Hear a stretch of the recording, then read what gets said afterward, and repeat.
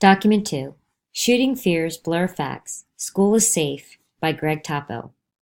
In the 11 months since the massacre at Sandy Hook Elementary School in Newtown, Connecticut, another school attack or safety scare seems to unfold almost weekly. 3 students, 2 17-year-olds and a 16-year-old, were shot and wounded Wednesday near Pittsburgh High School as they walked to their car after classes. A 20-year-old man armed with an AK-47 style rifle and 500 rounds of ammunition entered an elementary school in Decatur, Georgia, on August 20th and fired off a few rounds, but surrendered before anyone was injured. A 45-year-old teacher was shot to death, allegedly by a 12-year-old student at Nevada's Sparks Middle School on October 21st. The next day, a Massachusetts high school math teacher was stabbed to death with a box cutter, allegedly by a 14-year-old student. It'd be easy to conclude that school has never been a more dangerous place, but for the USA's 55 million K-12 students and 3.7 million teachers, statistics tell another story. Despite 2 decades of high-profile shootings, school increasingly has become a safer place. The trend is playing out against a backdrop of jitters over security that have accumulated since Newtown. Schools in some states are urged to issue concealed handgun permits to teachers and buy them bulletproof whiteboards and desk calendars. An Ohio company sells a $100 Kevlar insert it says will make any backpack bulletproof. Educators attend training sessions in which they're advised to charge armed attackers. I think the concern has to do with psychological impact of some of these incidents, says David Esquith, Director of the Department of Education's Office of Safe and Healthy Students, which oversees school security.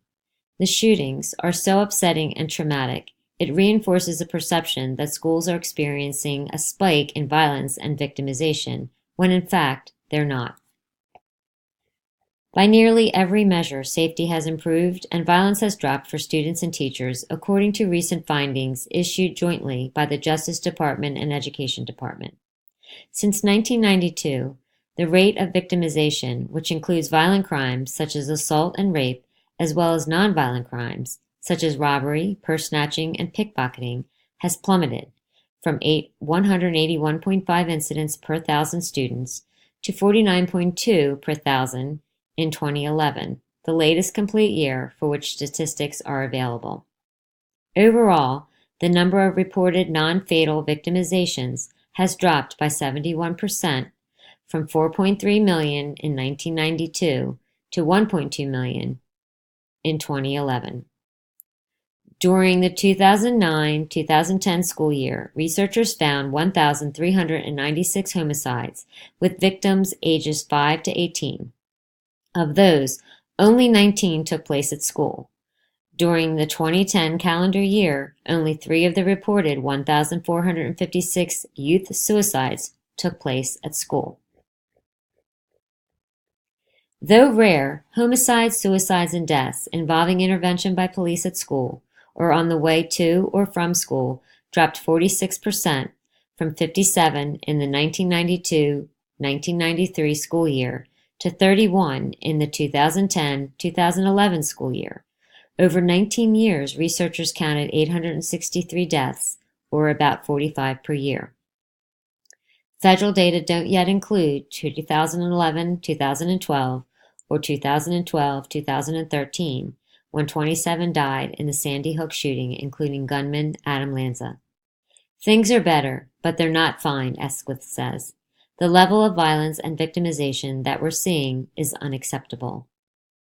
Preventative measures. Researchers attribute the decline in school violence to a handful of measures. Heightened awareness of a school's culture, including how safe students feel and how well they get along with teachers and classmates. A renewed focus on bullying and mental health. Teachers are trained to spot troubled kids and intervene before bullying gets out of hand. Simple security steps such as locking exterior school doors, requiring visitors to check in at the front office, and offering students easy, anonymous ways to report classmates' threats. What we're learning is that what works is multifaceted, Esquith says. You have to address things at both the organizational level and the individual level. Deadly shootings, such as Sandy Hook, are extremely rare, says Jean Ajami, Director of School Safety and Prevention for the Arizona Department of Education. Sandy Hook intensified a national debate about arming educators that continues in several states. Last month, a rural school district in Weld County, Colorado, said it would allow teachers at an isolated school to carry concealed weapons. School Superintendent Rick Mont says first responders are a 20-minute drive from Briggsdale School.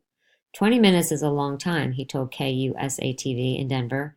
4 of 18 teachers plan to carry the weapons. Jamie says that an overreaction that threatens to ruin the welcoming nature of a school, a key to kids' well-being. We can't make our schools into fortresses. They can't be prisons. Esquith says the Obama administration believes arming teachers is not a good idea. Wow over how. Ken Trump, a longtime school safety consultant based in Cleveland, says many solutions that pop up in the wake of attacks turn out to be costly and dangerous. People are looking for the wow, but they're not looking at the how, he says. Trump recalls hearing from a Wisconsin police officer last spring that teachers there were being trained to urge kids to keep a can of soup in their desk to throw at a gunman who might enter their classroom. Elsewhere, Trump says, a principal told him he'd been advised to play loud music over the school's public address system to distract a gunman. It's a huge struggle trying to bring people's focus back from emotion, he says. Jamie says the enduring lesson of Sandy Hook may be the importance of having a well-conceived and well-rehearsed emergency response plan. Sandy Hook really reinforced that, she says.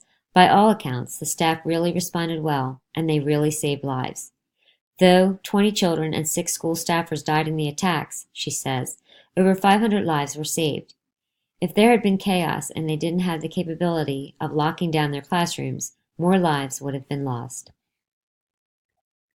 Nicole Hockley, whose son Dylan was one of the 26 victims of one-time Sandy Hook student Lanza, says she's pleased that many of the people who have come forward in a search for solutions have put aside their strong opinions about gun rights and gun control.